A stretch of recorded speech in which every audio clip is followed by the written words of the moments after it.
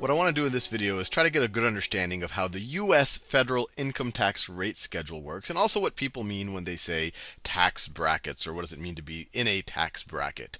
So let's say that I make $100,000, and I'm single, and I'm not going to go into the deductions or anything fancy like that. So let's say I make $100,000 in a given year. And these numbers will change as the tax code changes, but the general idea is the same thing, although the details might change.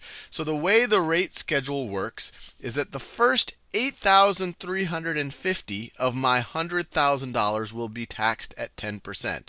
So the first $8,350 will be taxed at 10%. So I'll be paying, well, that's pretty easy to calculate. I'll pay $835 on that first $8,350.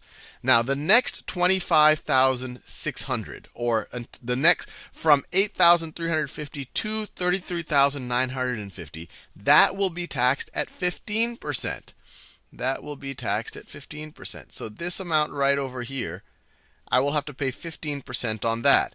And so that the difference between $33,950 and $8,350 is $25,600. So it's $25,600 times 15%. I'll calculate it all at the end using a calculator. Now, the next $48,300 is going to be taxed at 25%. So let me draw that over here. So this next slug right over here is going to be taxed at 25%. So this is the difference between $82,250 and $33,950. That's $48,300. So it's going to be $48,300 times 25%. And then finally, the remainder, the amount above $82,250, since I don't get into the next bracket above that, this part right here is going to be taxed at 28%. So this part right over here is going to be taxed at 28%. And let me get my trusty calculator out to figure out what that is. So if that's going to be taxed at, so the difference between $100,000 and $82,250. So $100,000 minus $82,250 is $17,750. So it is $17,750 times 28%. And now I could use the calculator to calculate all of these.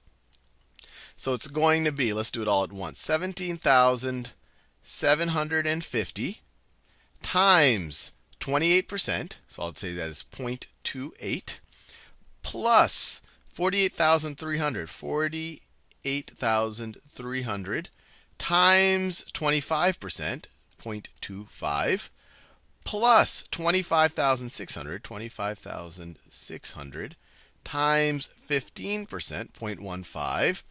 Finally, plus $835. Plus $835. I'm going to pay $21,720.